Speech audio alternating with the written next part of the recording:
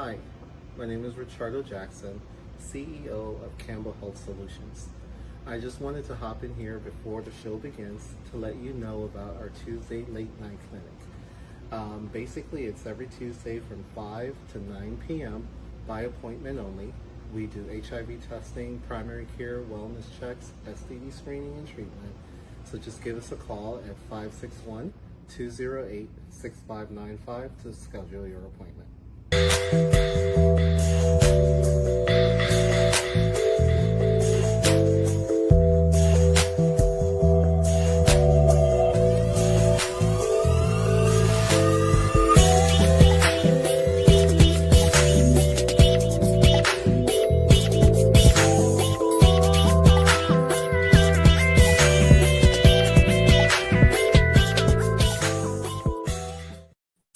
Well, hello and welcome to another show, episode, podcast. I don't care what anybody calls it. It's just wonderful. This is Positively Positive, and I am your host, Susan Mintz. Oh, we have a show for you tonight. A returning guest who knows someone who knows someone who knows someone. Oh, anyway, if you don't know about Positively Positive, this is your time to find out about it and tell all your friends, because we're not going anywhere except up. Positively Positive is the first and only show of its kind where we talk to people about their HIV status, their community, what they're doing to fight the stigma of HIV, if they're in a relationship with someone in HIV, if they're taking their medications, if they're this, if they're that, and why, when, how, when, and why. If you're related in any way, professionally, personally, illegally, legally, we don't care. If you're connected with HIV, we want your story. You can get in touch with me, and I'll send you the calendar link. You can call Richardo Jackson, Campbell Health Solutions, who is the amazing sponsor of the show, and get in touch with us because we want you. We want your story. We have done so well. This is our second year. I think we'll be airing about 18 to 20 interviews by the time this is done. And it's a weekly. We air weekly. We tape on Wednesday nights. We have several times you can get on the calendar and click on. And we air on Mondays. So there's a backup of people airing, but you will get on. So Positively Positive, the only show about HIV and AIDS that goes regularly, and we'll be streaming one day and picked up by a major company, and that'll be the end of that, or the beginning of what's going to be major big. My guest tonight is exceptional. He was on last year, and his story and his personals and his ability to communicate about who he is and why he is and everything else that he's doing is wonderful. So, as many of you know, when I take off my incredible glasses, then I always look and go, not a lot of makeup tonight, Miss Susan. I'm going to say, come on in, Jeffrey Haskins. Yeah. Hello. Hi, my friend. How are you, Miss Susan? A returning favorite. Yes, it's one of my favorite shows. Well, you and I hope a couple million others one day, honey. Oh, yes. So, you're the hostess with the mostest. Oh, I love it. I love the whole. I had to have a character for this thing, and all of a sudden it came together, and why not? Remember, there was a lady by the name of Iris Apfel. Yes. With the big black glasses. Mm-hmm. When I wear these, I have sometimes people will come up to me and they'll say, oh, you remind me of Iris Apfel. Are you related? And of course I lie I'm a liar, Lord, or I lie a lot, but they're not big ones. And I'll say, yes, she's my aunt. Okay. And I just love it because they'll go, oh, you remind me so much of her. And she just passed away. They were 102. She's in the Natural Museum of Art. Yeah, but boy, what a lady. So tell me, I want you to back me up. You're living in New York now. but I want you to tell me where you're from and a little bit of how you got to where you are and what you're doing with the HIV community. Yeah, I'm actually in Philadelphia. Oh, you are? Yeah. Born in Washington, moved to New York, went to Columbia, and Okay. came to Philadelphia. Um, and was in this HIV/AIDS work for 31 years. And lived with HIV for 33 years. So I am one of the pioneers, one of the early ACT UP people that were out getting new medicines and, getting arrested and just disruptive That's energy. we Yeah. need that now more than Oh, ever. yeah. That's why this program, as well as what other people are doing around the country, we need to be noisy, Yeah. loud, noisy, and vote people out that don't want to do what we need done, because HIV is going to resurface with the way things are going. And Oh, it's, yeah. and it's not going to be pretty. Oh, so the Columbia, you were born, you said, in Washington, D.C. Yeah. Washington, and that you went to District of school there. Columbia. Yeah. Did you go to school in Washington, D.C. Oh, also? yeah. I'm a graduate of Howard University. Okay. And then I went for my graduate in New York at Columbia University.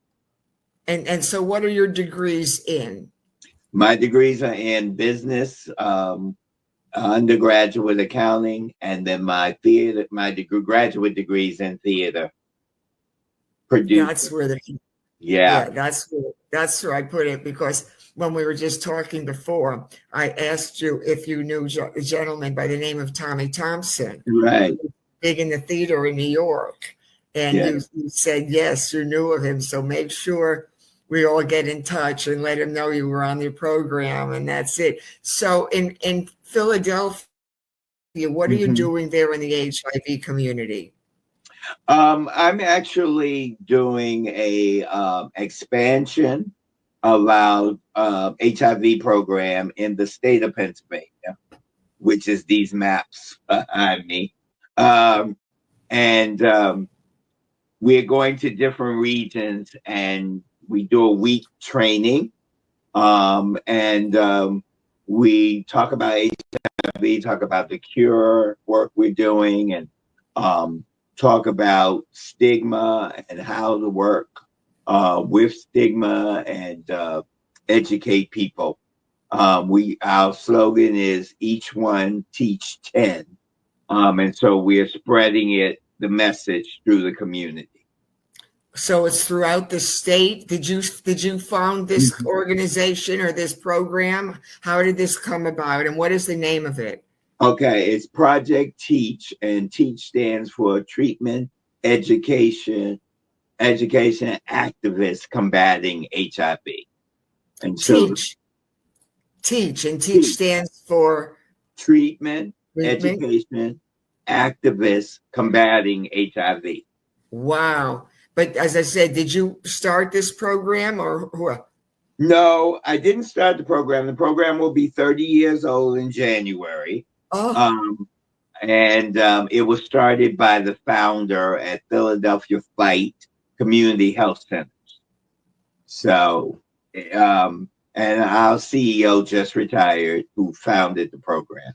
And we have a new CEO, and she was here for the last 30 years. And so this would be all people who are HIV positive, or not necessarily?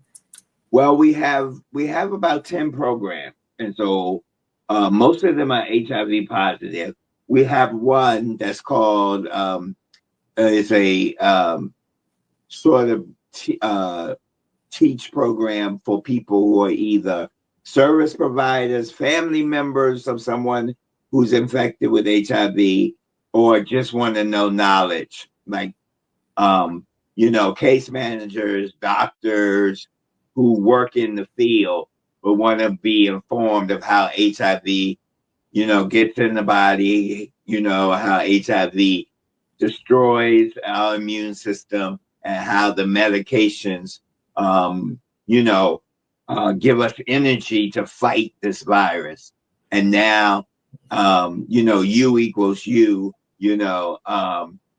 undetectable equals untransmittable. So we've got to this point where if a person is undetectable, they don't pass the virus on to another person. Now tell me, how do you get funded? We're actually funded through the health department, the Philadelphia Health Department in the city, and then the state health department, and getting our Project Teach expansion to the different regions of the state. So you're not federally funded where you're going to lose money? Well, federally money comes down to the states. So we will see if the courts are challenging 47, I don't say his name, on trying to take the HIV funding. So yeah, that'll probably take the 2 years, and then after that it'll be midterm elections, and those Republicans will be they're not going to have everything they have. I've never been so happy to know about lawyers. Yeah, because lawyers, you don't want them unless you really need them. I always used to say to my lawyer, who's the executor of my estate, I'd say to my lawyer, I said, I'm going to get more visibility if I go to jail for not paying taxes or smoking a joint in front of a cop. But I said, I've never been more happy to know that there are lawyers who can tie this up for years until it's right. So for people who are worried about this and worried about that, it's a lot of talk. Yes, a few things have gotten cut, but nothing significant that I'm hearing. They pick the things that are not the big battles. They don't know. We go back to the 80s when ACT UP, when we had to be in the streets just to get them to release the medicines. ACT was killing people. So we climbed the FDA building, we stormed it. We did peaceful protests. We didn't do January 6th type protests where you're tearing up property and trying to hang people and hurt people. We didn't do that. We did it in a positive way. Well, my thing is that I'm getting ready to get involved because a lot of the people I'm friends with work for the health department. They work and they can't get politically involved. But there's a few people who aren't. And when this happens, I'm telling everybody to go out and buy foghorns, the loud megaphones. Right. And just go stand out in front of their restaurants, go stand on public streets outside their homes, just go stand out inside a building, make noise. Don't do anything. Don't challenge anybody. Don't be disruptive. If anybody wants to hit you, let them hit you.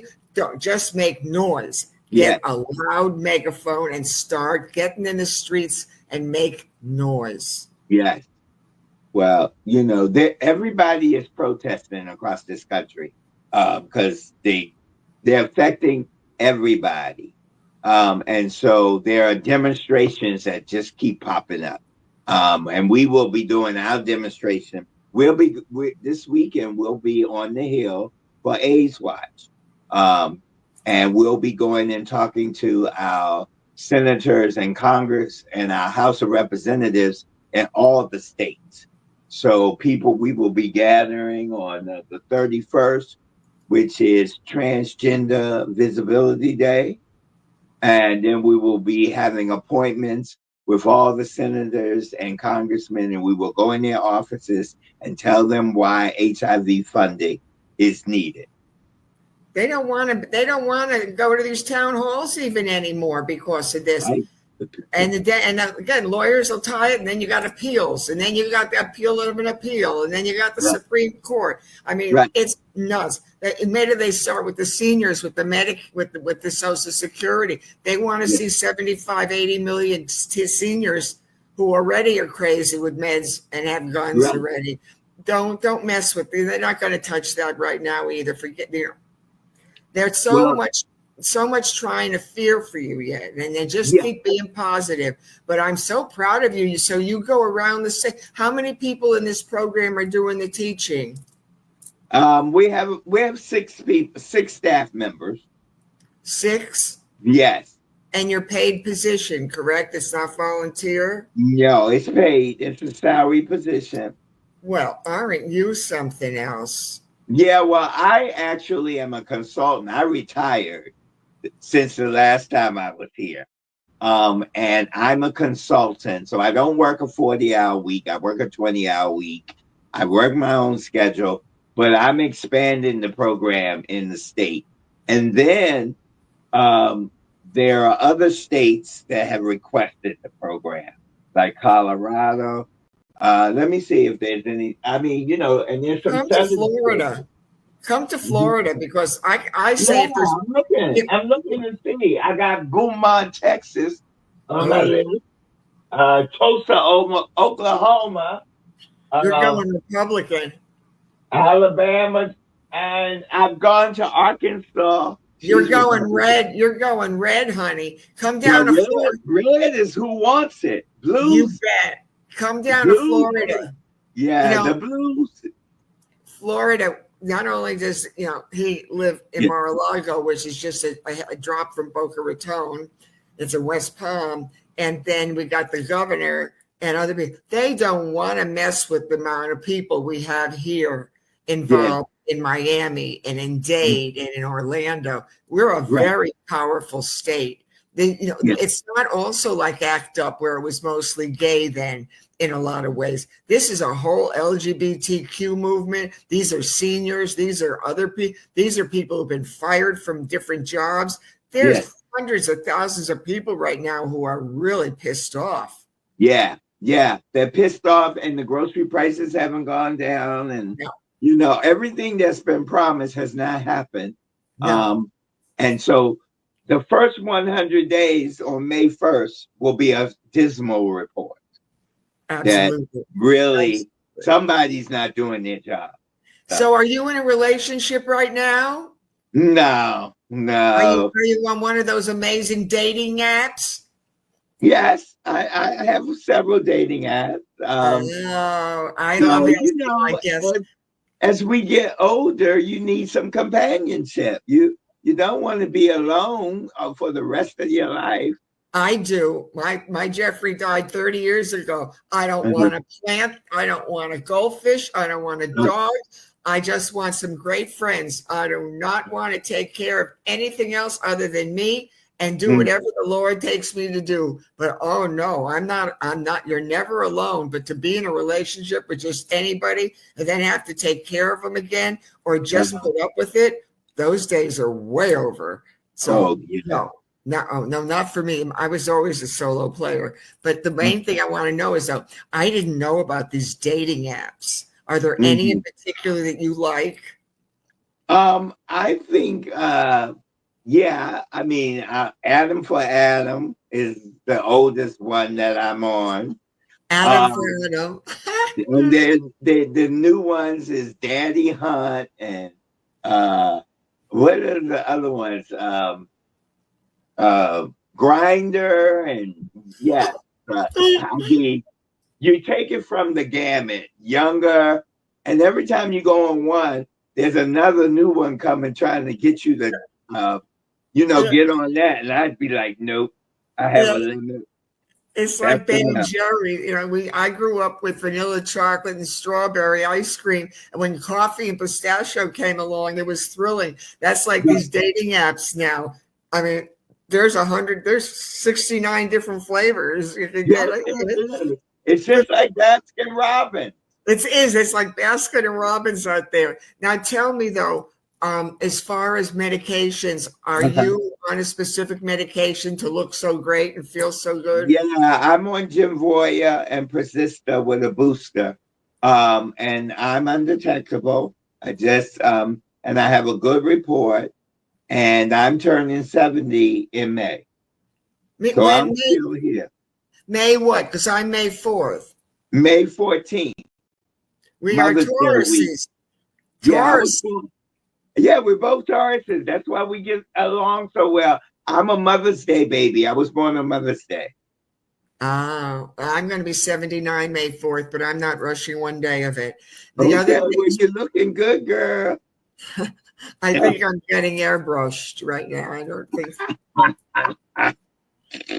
I know I've got a tan. I thank goodness for Florida sun. Oh, Uh, yes, but yes, anyway, yes. so when you retired, Uh-huh. what did you retire from? What was your position then? I was the deputy director of the Project Teach program. Oh, so you started with that. Yeah, and I started as an intern in that program, and then worked my way up to the deputy director. I shared it with someone. I could have been the director, but I knew I was going to retire in 2 years. So I shared it with another person. I recommended that person that we would both be deputy directors. And then now they're the director of prevention and education by themselves. So because So I retired. when we started and we mentioned about the theater company, so are you active with the theater company in Philadelphia? Um, Actually, I did the theater company in New York. In Philadelphia, I'm more of a audience member. Go and see all the shows. But you do go and perform in shows in New York, or you have? Yes, yes, Is that how you and Tommy met through the theater? yes. That's how we met. Isn't that wonderful? Yeah, and he was dating my friend Alan Wright. Uh, well, you Yeah, got to keep it in the family, honey. honey. Yeah, you know, it's better to know somebody than Yeah, to take a risk on somebody you don't know because you don't know what you get. yeah, that works much better when you know someone and they're Yeah. legitimate. How do you feel we've progressed since the ACT UP days in the 80s when everything was very volatile, and in the Well, 90s? How do you think we've come in the year 2000 on? oh well, we've come a long way. You know, we have many medicines, different medicines, and we're developing new medicines daily.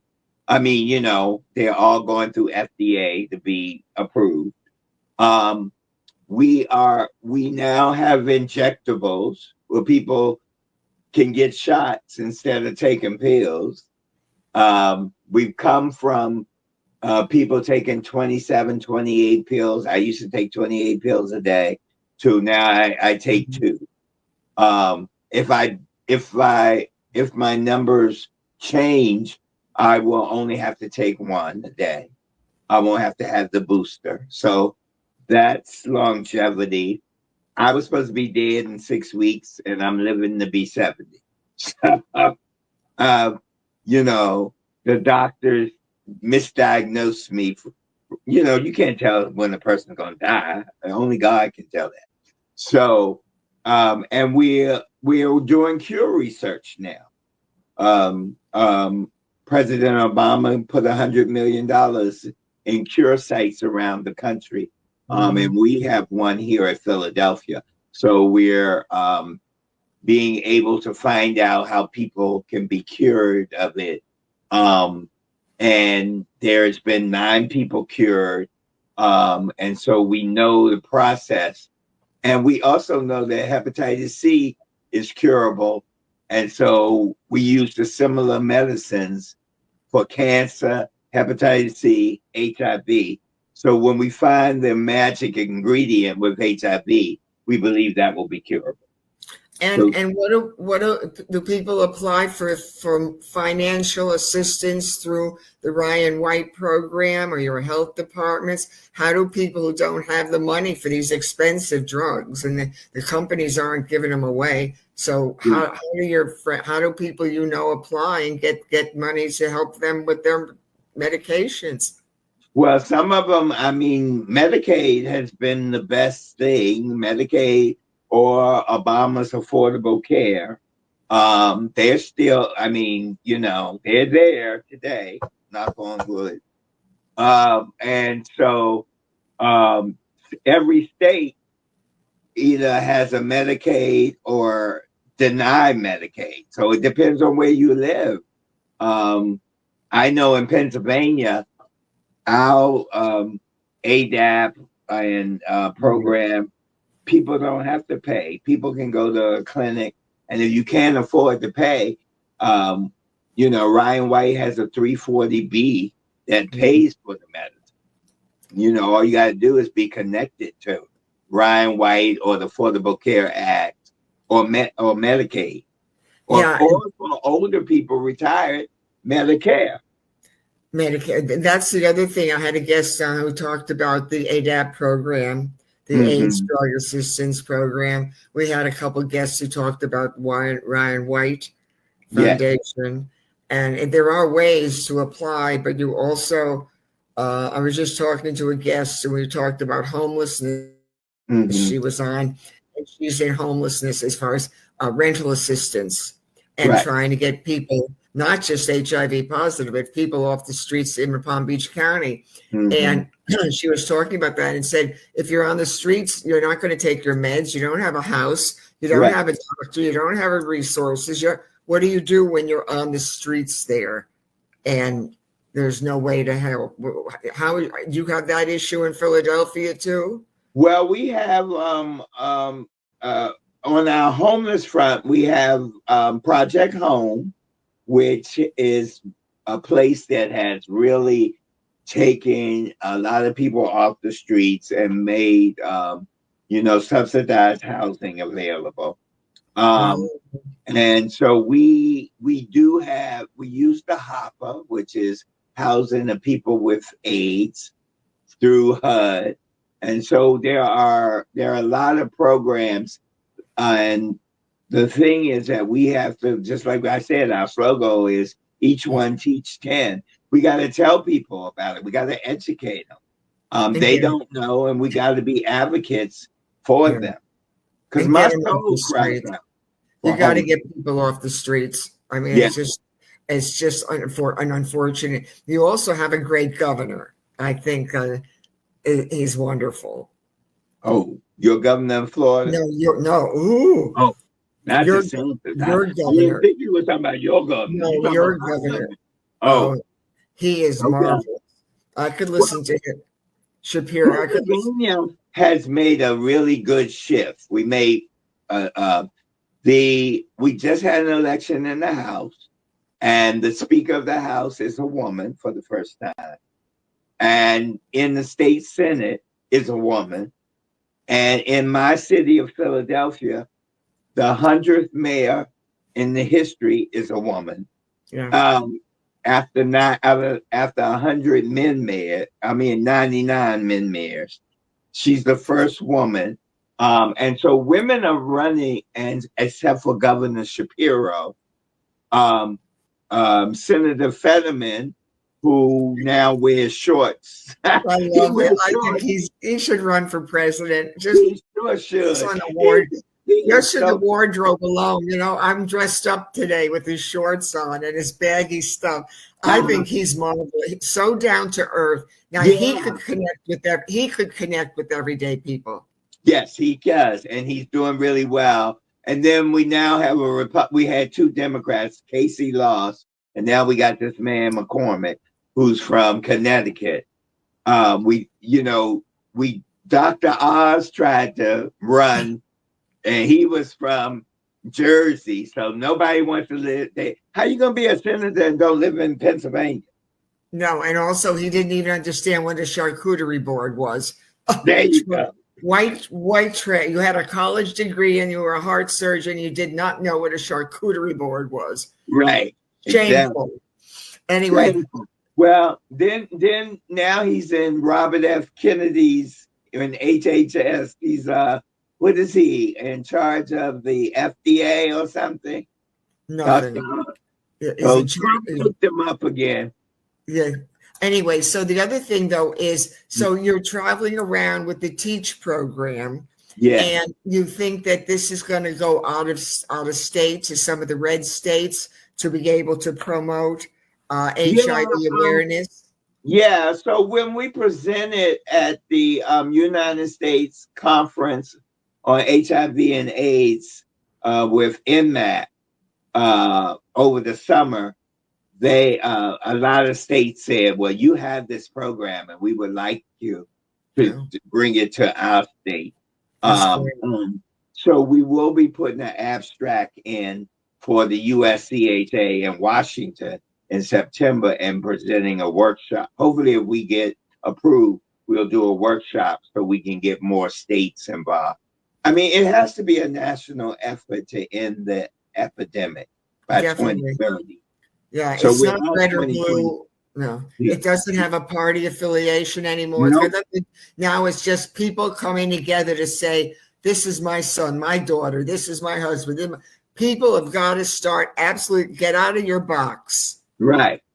Well, I mean, as quiet as it's kept, it's the Republicans who passed the HIV dollar, starting with George H.W. Bush, who passed Ryan White because Yeah, Ted Kennedy and Mrs. and Ryan's mother was saying we need this law to be yeah, named after Ryan White, who was a philiac who died from a transfusion as a child. yeah. And and then it was George W. Bush Yes. Jr. who did PEPFAR and got HIV funding around the world. They And were quiet wonderful. as kept, 45, when he was in the presidency, funded the end the HIV AIDS epidemic by Yeah. 2030. So, Hey, Obama, the Democrat, did do Affordable Care Act because Hillary Clinton got that through as a Democrat woman. So, I mean, it's been not one party or the other party. It's been no. both parties working on this for the last 40 plus years of the epidemic. I just think that Bushes, I never thought I would want to have another Bush in the White House, but to think what they did on a global level, I mean, they were Yeah, really prophetic in many ways. They saw the bigger picture.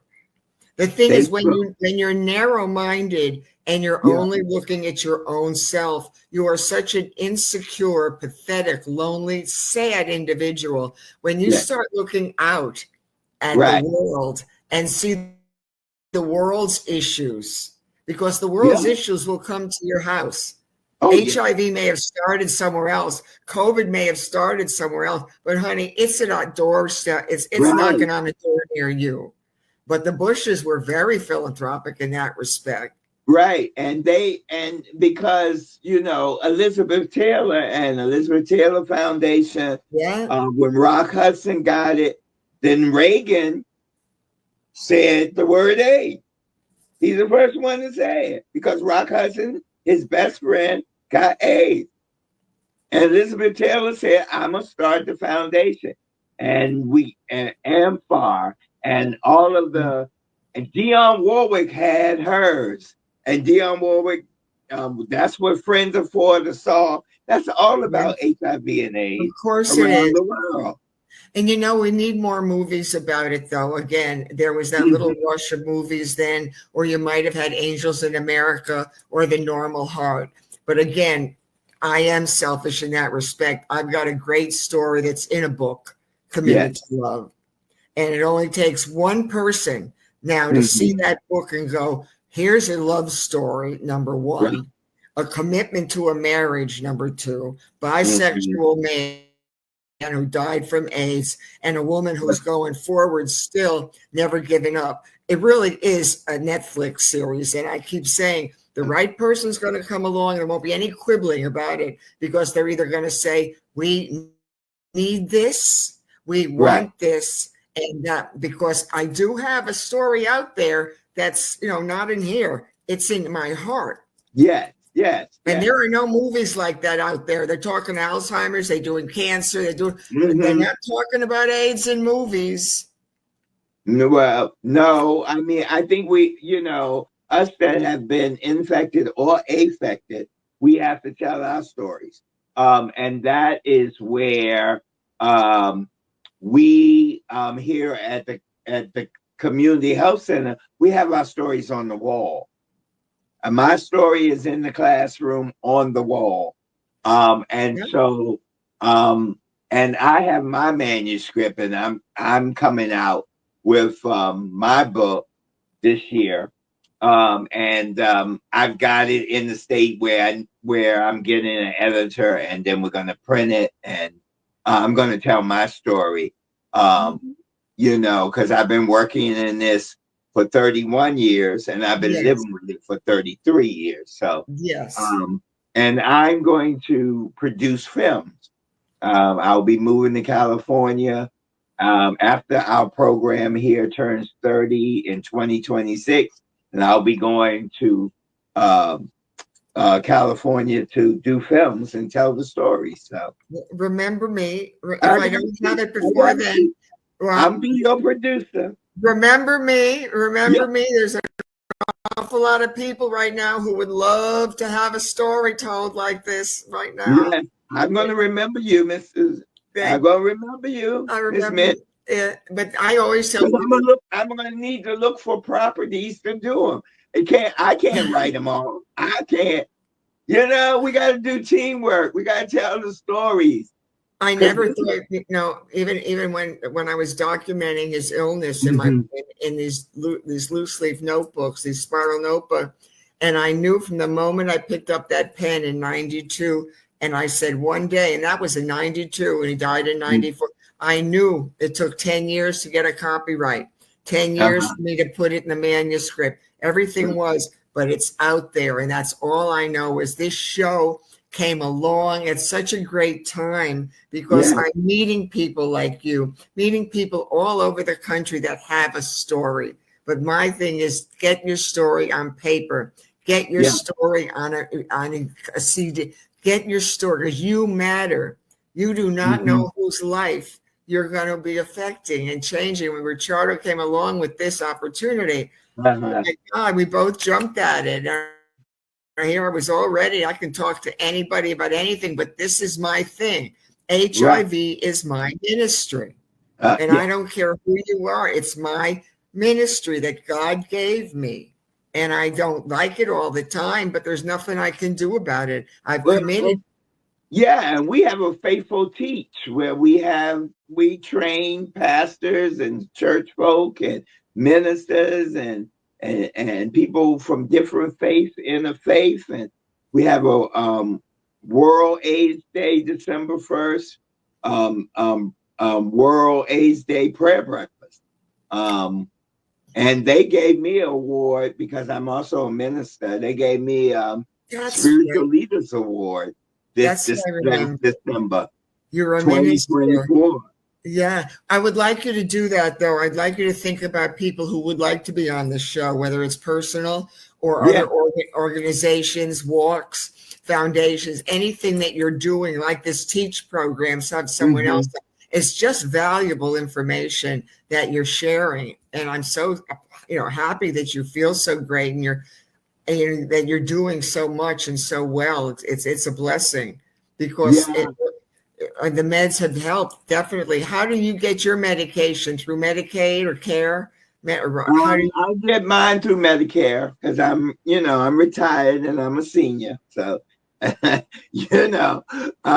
so I have Medicare, and Medicare has been good to me. I used to have Medicaid also, but dual eligibility, but then when the cost of living increases go with Social Security, they're saying I make too much money, which is not, true. And I'm a consultant as a retired. I have Haskins consulting firm. And so I have the clinic is one of my clients. The LGBT Center is one of my clients. And NMAC, National HIV Aging and Advocacy Network that we form for people 50 plus older around the country. That's what I want. That's who I want. The people you mentioned in the aging, that's what I want, the different demographics. Because I was just going to ask you, how are you dealing with seniors who are in denial that they're ever going to get it because they can't get pregnant, and they're meeting guys who can Yeah. get their Right. erectile dysfunction stuff. And it's a nightmare for seniors with STDs. I think here in Florida, it's crazy for sure. Oh yeah. But Well, how many? seniors, once you get into senior homes, I mean, sex is rampant. Because what did they gotta fill the time. So, and the women outnumber the men 4-1. So everybody's a gigolo. I mean, when my father was in the nursing home, he was the biggest player. Every time I would come visit and be another woman in his room, I'd be like, okay, he's Really? in heaven. And You know? condoms, yeah, and also like in Florida, we're so cultural, and Yeah, sometimes you have to deal with cultures. Men will not wear condoms, yeah, and they're also, you can get your drugs discreetly in the mail, so right. no one even has to know. And the Yeah, women are, they get lonely. They're divorced, or they're in their hmm, 50s. They're through menopause, or yeah, and it's an unfortunate state though that people go to the doctors and the doctors blame it on something else because yeah, they don't test them immediately for HIV. They don't fit the profile. yeah. And also because there is PrEP, which is Right. which protects people from HIV. And now there is DoxyPEP, which will protect people from the STI. So that's still Yeah. the education. People don't know that. What is that? And what's not just PrEP? What's the other one? DoxyPEP, DoxyPEP. It will protect you from gonorrhea, syphilis, and chlamydia. Boy, if they know that, they're going to be increasing the sex even more. Are you? Well, yeah, well, you're gonna have a lot of blue. Which blue pill is it? Doc, Blue I mean, pill.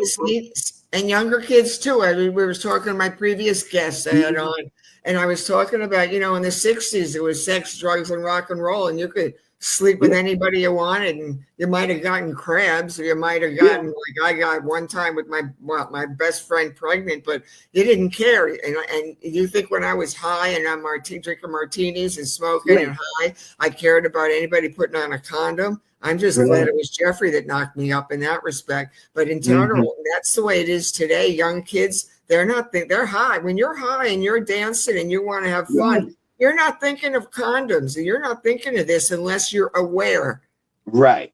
aware of a Aware. really. And that's why prevention and education, treatment and care dollars are important. That's why we're going to Washington um, on Monday, Tuesday, Wednesday of next week. And You and know, what do you do then? How do the seniors get counseling? I mean, is there a special program with the teachers for seniors? How does that work? yeah. Well, there's senior citizen centers, and they do talk about sex. Because there's a thing that people believe seniors don't have sex, that it dries up after 65. And that's not true. Seniors have Well, sex till the day they die. I mean, some do and some don't. And some have decided they're going to be celibate. And that's okay. I mean, people like, if you're a widower or widow, and you lost the love of your life, I mean, I buried my partner, then it may never be as good as it was. yeah, Right? I just don't want it. But you bring your car in for a grease and oil, so that's why you got lubes for yourself. I mean, what's the big? That's how I look at it. You bring your car in, you jiffy lube it, so you bring your body in and you get hormone replacements and Vagitins and all this lubrication. So that's not an excuse for not having it. My thing is that people don't realize that when you're in a certain state of mind, you're Yeah. not thinking about the repercussions. Right. I agree. And, the only way is to educate and to make it available. A bowl of condoms can sit on the table where it can be seen. You're going to have to pass the table. And if you can look around, nobody's around, you can put your hand in there and put them in your pocket and I keep like on moving. I got to tell you this funny story, Jeffrey. This is so good because you know Ricciardo so well. You've known him for years. Yeah. But when I first went up there to be on his podcast, I went up there through Rob Scott. I don't know if you've heard of my friend Rob Scott, but anyway, he told me about Ricciardo Jackson and he had a podcast I should be on. All right. Yeah. So I drive up to Palm Beach from where I am, 30 minutes. And next thing I know, I walk into his office. Yeah. And he's got these bowls of colored things all over the office. And I thought, how wonderful. He's got the Ghirardelli chocolates. And I said, that is so nice of you that you've got these raspberry and caramel and chocolate and all that. And he laughed. He still laughs. I tell it all the time. I didn't realize those were condoms because in my world, that never, ever existed, whether I was 11, 18, 38, 58. Condoms were never a part. But when I saw these bowls full of these colored things, I thought, it's so sweet. Well, that's a perfect example of how you distribute. Put them out. People will inquire. Then you can tell them what it is. And then you can say how it can protect you, how it can save your life, how it can save other people's lives, how you can pass it on to your family and friends, how you can put it in your neighborhood. Put it at the corner store. Put them in a mailbox. Put them in someone's mailbox. Right. There you go. Put them in the beauty parlor and the barbershops. With no notice. Just drive down the street, open it up, and put a condom in and let them wonder who did that. How'd that happen? What's going on in that house? That somebody put a condom in? They'll make them paranoid. So how do you feel, though, that you think we've made pretty good progress, other than we need to be loud and group together again and take to the streets and to the areas where the senators and we have to go back. We have to go back to a protest, civil disobedience, and healthy protests for every issue, not just HIV/AIDS. I mean, the women's issue, the right to have, right for their body, transgender, youth, in the sports issue. We got bathroom issues, and it's all of the injustices and trying to take people's freedoms away. When did you realize that you might be a homosexual? I would say when I was probably when I went away to college, because my mother swear I was bisexual. She would always say, as many boys that call here, there was as many girls that call here. So I think you bisexual. I said, okay, if that's what you think. I didn't know. Yeah. And she said, I just think you're bisexual because you must like both boys and girls. Right. I was like, okay, well, I'm not doing nothing sexually. Then I went to college, and I was a freshman, and a senior told me to come up to his room, and that's when I came out. Yeah, but you went to the clubs and danced a lot, probably too, and had your fun. I mean, it was. I came up through the hippie era, the civil rights area, the women's movement area, the arts movement area, the war, Vietnam. I mean, our middle-aged generation, we changed everything. We came through everything. Because we're the same peer group. We're the same age. I'm 78. You're 70. We went through the same stuff. You went through the same stuff, and we know that we survived it, and we're going to have to use those tactics. It's cyclical to go through this process. Yeah, it's our time again to be visible. Yes, because we're time, and then it's our time to get out of the way and let the next generations, like the Ricardo's come. I'm sorry. Like he's doing the podcast. It's not me and you doing it. We're just speaking on the podcast. So we're getting the next generation, because our golden years, we're supposed to be relaxing. We're supposed to be with a martini in our hand by the side of the food, I'm busier right now than I've ever been. I'm more productive. Of course, I'm Yeah. taking a lot of time to take care of myself at my age, but between just doing this show, preparing, Yeah. doing the guests, making sure everything is right, following through with promotionals. We'll let you know when your show's going to Right. air. But even with my church, being involved with my church and having friends with them, I feel like I have such an incredibly managed life. Yeah. But I'm driven to have more. I'm always going to want more. Mhm. It's like life is a drug for me. There's another high, Yeah. another Yeah. high, and it's always going to be HIV when that opportunity presents itself. Right. I want to be able to say, I'm ready. Hmm. You're ready. Oh yeah, we're ready for the cure. You That's really where believe we are. We're you really ready for the you, cure. you And really think that? Do you really think in the next 10 years there'll be a cure? oh yeah, well they've cured it in mice. They've infected mice with HIV, and they always do the animals before they try it out on us.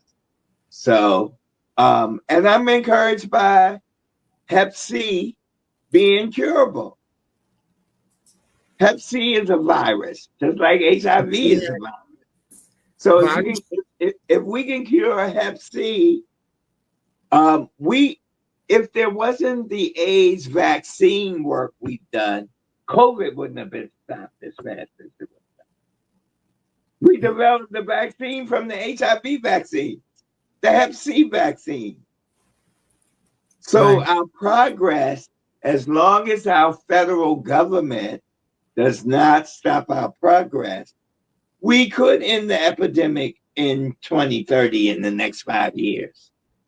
If we stay on course and follow the plan that's in the national HIV strategy that came out of the first Trump administration.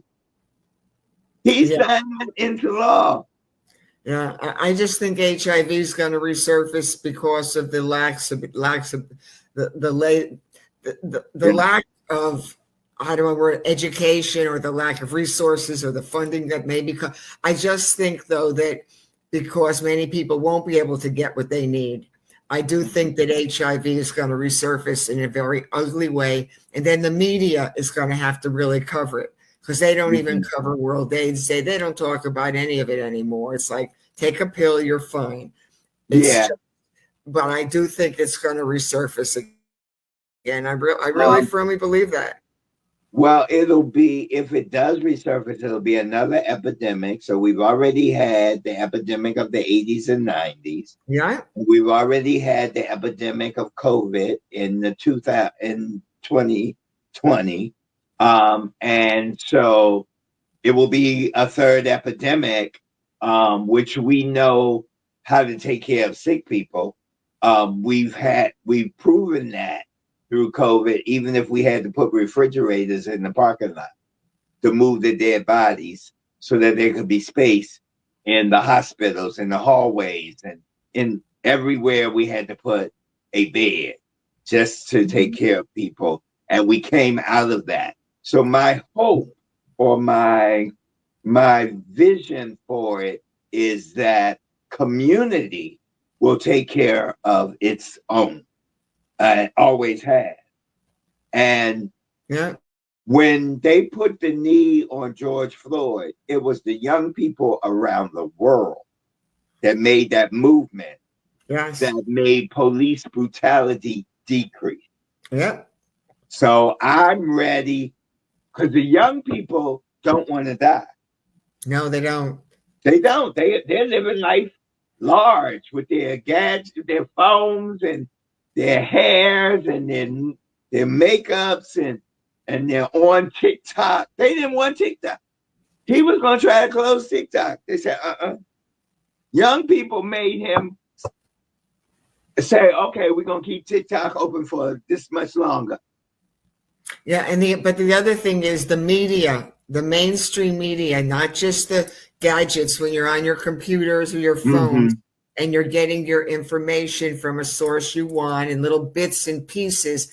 I think, though, when it starts to rear its ugly head in some pocket, someplace in this country, that all of a sudden there's going to be an upload of HIV, and the media is going to be forced to look at it.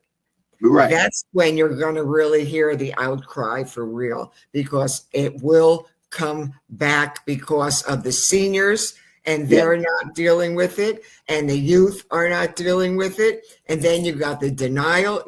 I'm involved with every aspect of it, so I know that there are people definitely who don't have a clue what they're dealing with. Yeah. It's never touched their life. But I just don't see how this is going to go away without all of a sudden a draft, an upspring. Yeah. I mean, well, you know, crisis brings opportunity. So yes. I'm not saying that the crisis is not going to come because we're dismantling the healthcare system in this country. So we dismantled the Office of Epidemic Preparedness that Jimmy Carter started. And that's why when Ebola came from Africa to here, we didn't have no epidemic under Obama because that office was there. Yeah. When the next plague came under George Bush, we didn't have no epidemic because the office was there. The minute he closes the office, we have COVID because we don't have the office to deal with our next epidemic. As long as there's germs on Earth, as long as there's bacteria, there's going to be epidemics and sickness. So science is supposed to know. They are the scientists. They are the doctors. They're supposed to know how to deal with it. Once they put their mind to it, they'll come up with the vaccine.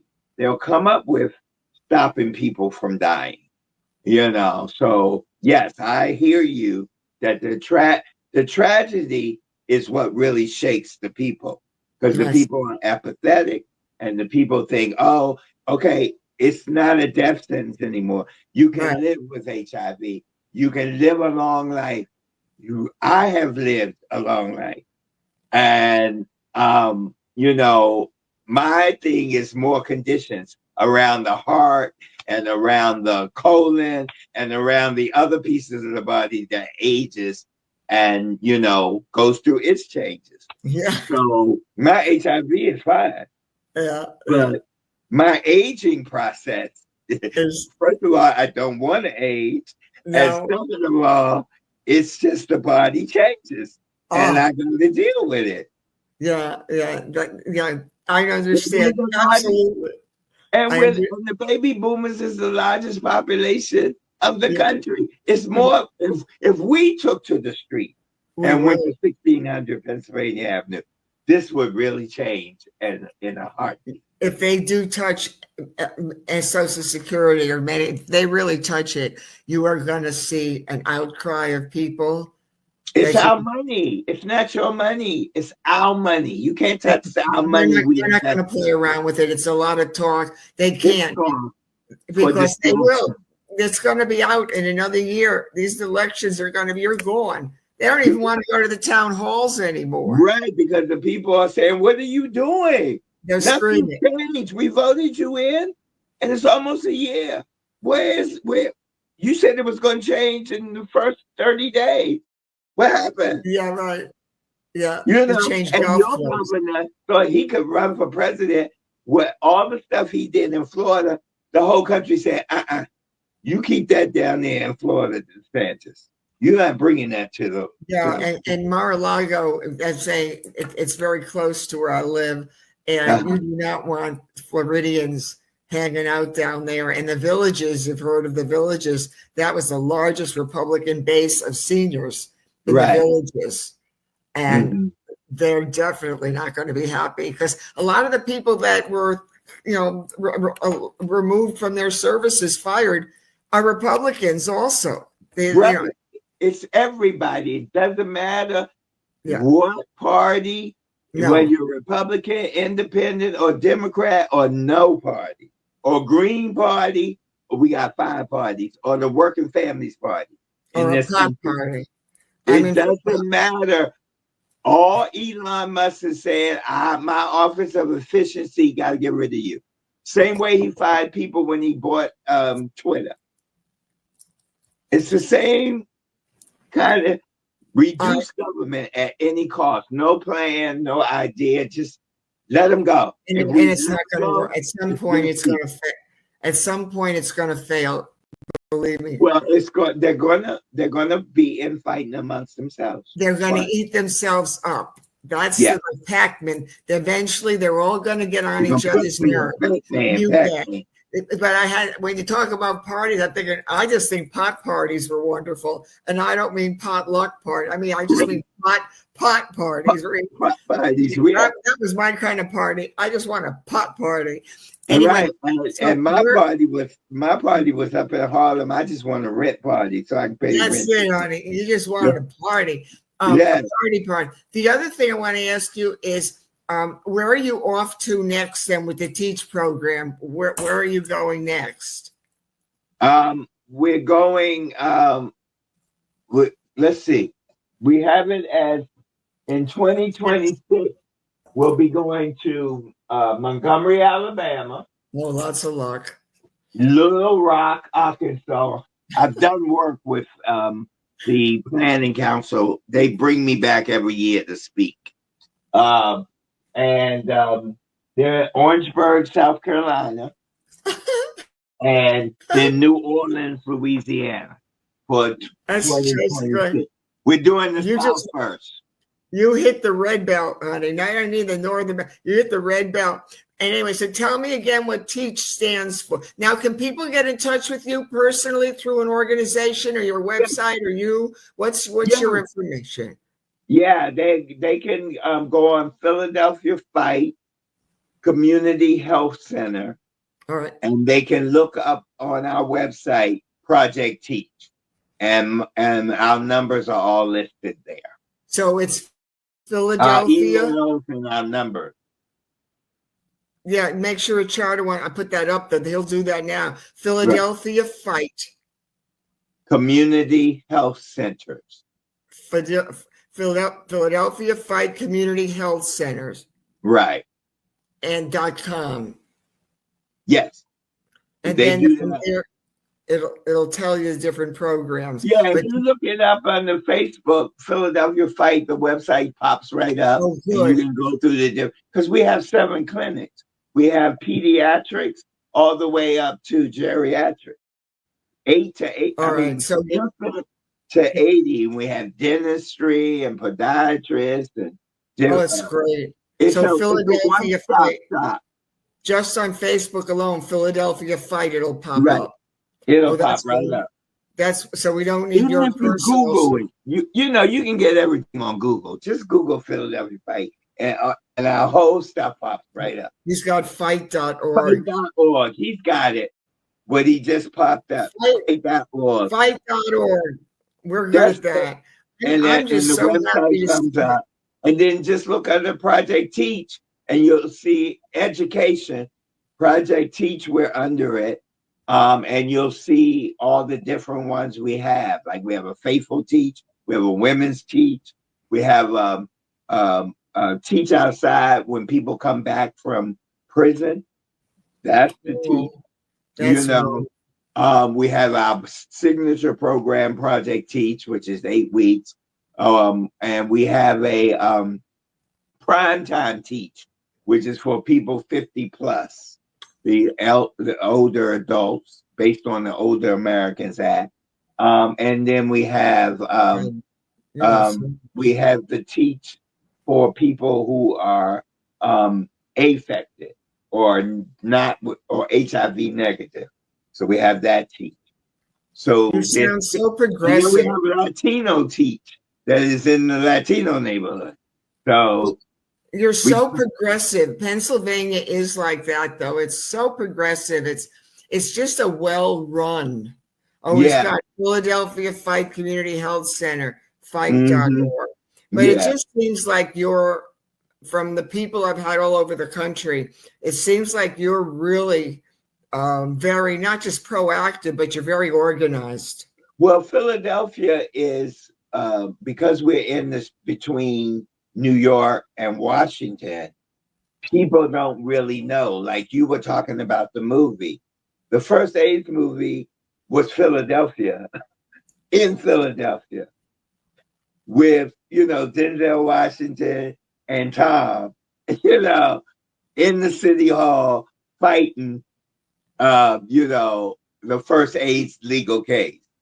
Everybody thinks it's the first movie, Angels in America in New York. No. No. The first march for LGBT rights was in Philadelphia around Independence Hall every 4th of July for Independence. It wasn't really Stonewall up in New York. So our history gets squeezed in, and then the history of Washington, the cap, and Philadelphia was the first capital where the Declaration of Independence, the Constitution, and everything is here written, and the capital's in D.C. That's the third capital, because I think at one point it was in New York, or New York is the third. So, but Philadelphia is first in everything. And so our new mayor has one city, one people, one community. And I think we in this nation would be better served if we would let a woman run this country.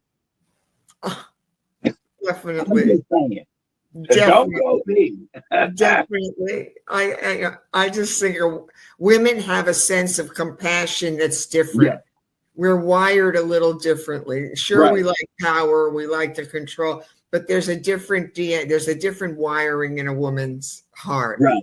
And my church theme, where I'm a retired pastor, is compassion this year. Our right beatitude bishop came up with compassion. Last year it was power. And for God to give him, so all the messages have to be on compassion. And the world needs compassion. And we're supposed to be about compassion. So compassion is a power. The fact that you just picked that up is what the world needs now. It needs compassion. There's two words to compassion. We're at this part. There's two big words in my prophetic vocabulary right now. Mm-hmm. Repentance and conviction. And conviction, yeah. Compassion and repentance. And repent. Those are my two words for this year. Compassion, repentance. And mine are joy. And I love the gospel song. The world didn't give it to me, and the world can't take it away. No. And so going through this phase with all of this chaotic nonsense that's being reported, which is distractions from the real issues at hand. Yeah. And I know how that goes. And I'm just waiting for it to run its course. Then for, as my faith believes, that the real serving the people, we the people, as the Constitution says, will be about we the people. It won't be about that. It's literally like a virus. The legislature, the judicial, and the executive. It'll be about all people. Yeah. As the Constitution says, we the people hold these truths to be self-evident that all people, I'll change it. It was just men back then when they wrote it. But all people are created equal and for the pursuit of happiness. Happiness, that's where my joy comes. Well, as we talked a little bit, though, about viruses, I think where we are right now with our government, it's just a big virus that's got to run its course. And when it's run its course, it'll be much healthier. And in physical terms, it's the measles that is attacking the children. And the cases were down south in Texas. Yeah. And it's the bird flu that is sort of attacking up north more, or where we have our hens and get our eggs. And then you want to sell us those eggs that you get from the hens that are sick for $11.99 in the grocery store. So we bought. I'm not eating egg right now until they figure this out. And also, they are in everything. That's not a matter that you're not eating them. They're in everything you do. So let it run its course. It'll all run its course. I just want to say from the bottom of my heart, you'll be on every year. I want certain guests on because you're evolving with the times and share such. I don't think we talked about Teach last year at all. No, I don't think so. But now that I'm doing Teach expansion, it's really my forte. And it's funny because I've had a meeting to work with a younger person who is my stylist, but he's HIV positive. And we are talking about launching our podcast. And we definitely would want you, Miss Mintz, to be one of our guests. I'll be on, honey. I'm a media hog. I want to be on everybody. I love the camera. Just put me on. So media, podcast, then the book, and then producing the films so that we get our stories done. I think your story is fabulous. It is. That story about, dating a bisexual man. And we know that in Faithful Teach, a lot of the women in the church tell us your story. They have similar stories. Their husband was bisexual and was having marriage relations with people in the community and brought HIV back into the house. And some women are infected and some women were not infected. They were affected. But the husbands usually die and the wives are left to bury them. Yeah. And that's a horrible. And then everybody wants to know, well, what did he die? And whether the widow or widower, because some women did the same thing to men, will disclose that it was HIV or was AIDS, is a personal journey and a personal story that should be told. And there's a whole movement of people that can connect on that, and community can take care of each other. And that's what we want to see. It's so interesting. In the beginning, when someone would say, well, you're a widow, what did he die from? And I'd say AIDS, and he was bisexual. And now I just say, you want to know my story? Buy my book. 22. I don't even get into it anymore. I said, what did he die? Buy my book. It's called Committed to Love, $22.95 on Amazon or Barnes & Noble. I'm over talking about it. Okay. Go on my Facebook. Go on my Facebook page. You know what? At this point, I'm not even talking about it. I'm so out there in everything. Right. I love the show, doing the show, meeting you, talking to people like this. I'm the HIV Care Council, of which he's the chair. It's just a marvelous group of organizations come together, and it's like a dysfunctional family. I mean, every family's got it, but they work together. You still work through your problems and you make it better. And you move forward. And so we're doing that model. That's the Ryan White model. It's worked.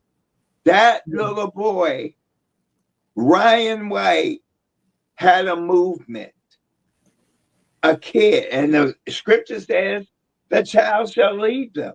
Yes, so Ryan White led us to get the Ryan White program, to get all of the different science and stuff we came up with to fight to combat this. It's messaging it differently at a different time. That's all.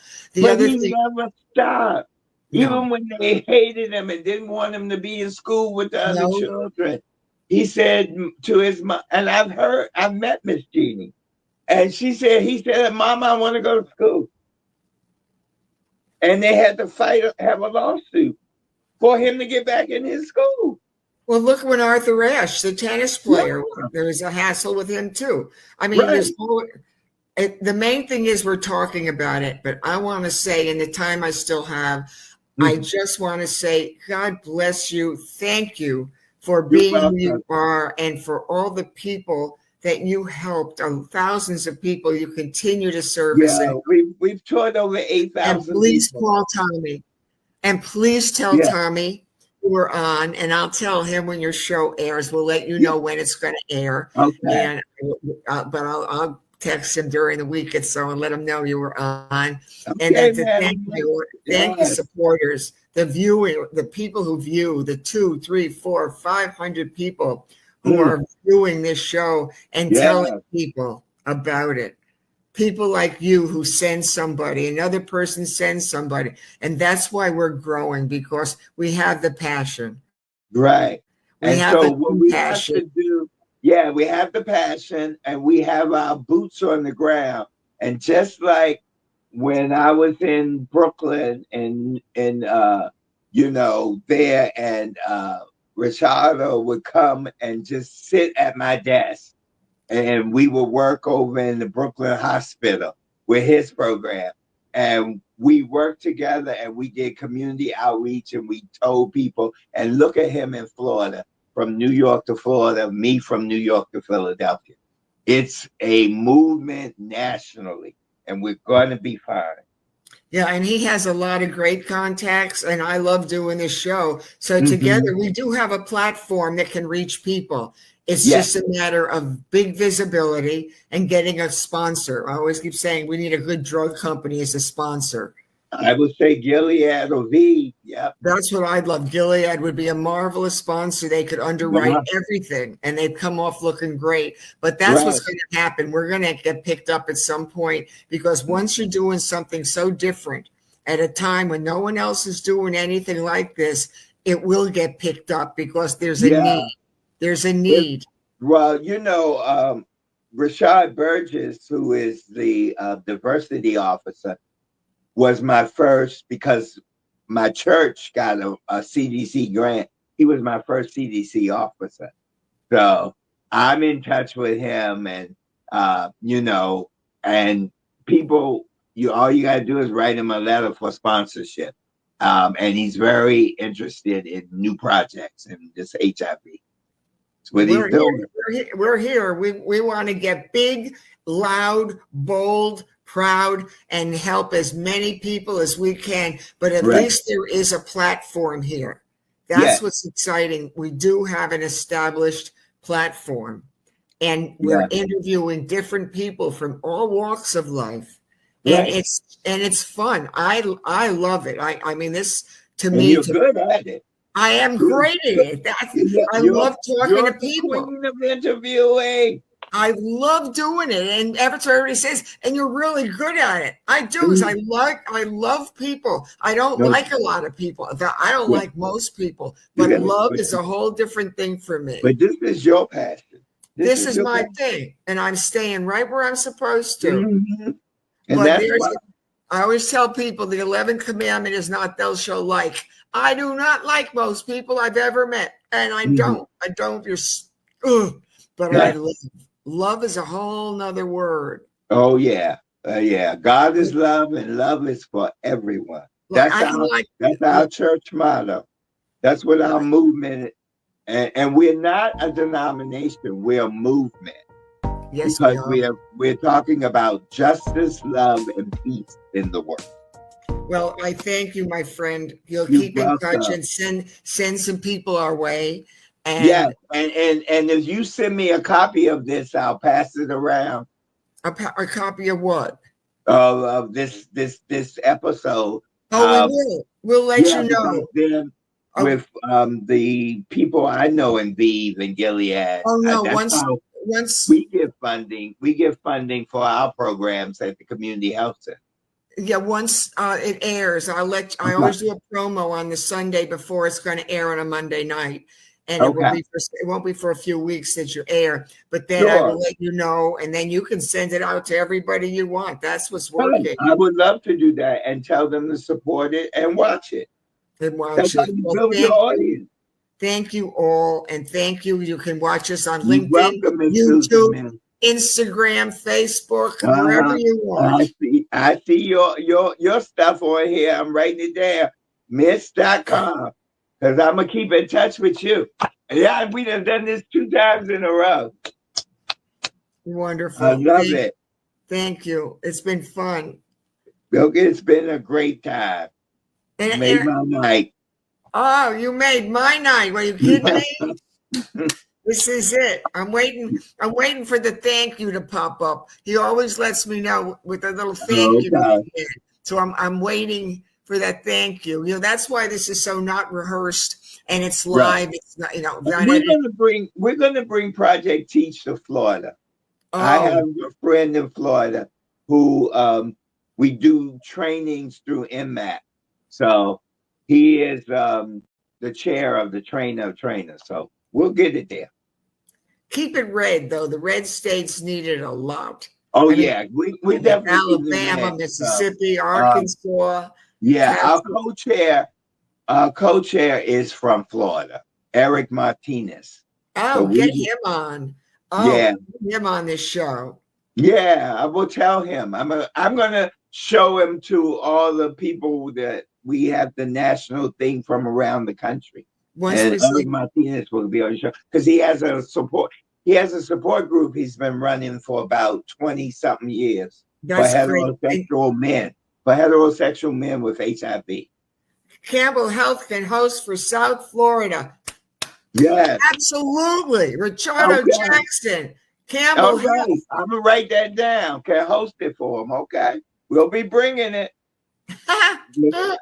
Bring it to Mar-a-Lago. Bring it to his doorstep. Okay. Well, I'll be in touch with you and Richardo so that we can get it to Florida. Teach of the South. That's the one. He's so on top of this tonight. Teach of the South.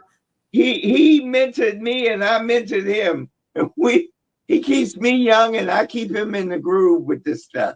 He's good. He's excellent. I just keep him laughing and keeping him. I keep him being literally outrageous, but he's wonderful. But he cares, and it's just been a great time to do all this. And I think we're in our time. Okay, I'm gonna write his number down: 566-208-6595. Because then I'm gonna tell my director of education who made this chart. Florida got to be on here. And the other thing, Jeffrey, the calendar link, I sent you a calendar link, not the link for the show. Did. The calendar, send that to anybody you want so they can click on it. Right. Where it says, dear friend, hello, we're excited about season 2. Please, or if I send it to you again, but send that to anybody you want also all over the place, because that calendar I don't schedule. They just click on the calendar link and they schedule on a Wednesday night when they want. So I got all of it. I got Rashada's information, your information, and we're going to have Teach of the South. Be wonderful. Mm-hmm. Follow us. LinkedIn, YouTube, Facebook, Instagram. We're everywhere. Oh, and I forgot to tell you, I'm a commissioner on the mayor's office of LGBT affairs. The mayor of Philadelphia, the first woman mayor. Name dropper. See, I'm just saying, we're doing the work. And that's what I'm saying. Also, a lot of people. Yeah. Have them come on. The more people. Diversity. We need all this different diversity, the organizations, all of it. We remove the stigma one story at a time. Yes, we could do that. That's what we'll do. I like how you said that. Remove the stigma one story that's a film. It is. I mean, that's how I look at it. Each episode, we're removing the stigma one face at a time, one story at a time. Okay. He's never let us go this long. He must be sitting at the other end, drinking wine, having a good time, and listening to the both of us chatter. Oh, there's my thank you. It's almost over.